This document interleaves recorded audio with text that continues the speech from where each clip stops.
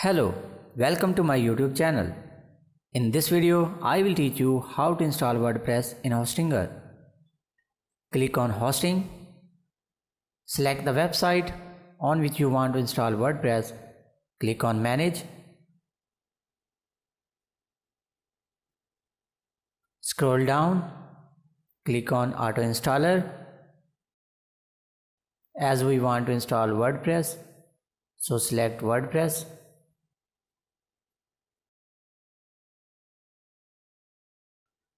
Input the title of your website, your email, username, and the password.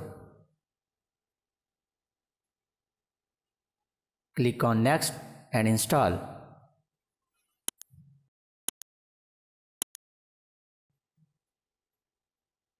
Website is installed successfully. Download the free WordPress quick guide for businesses. The link is in the description below. If you found the video helpful, smash the like button.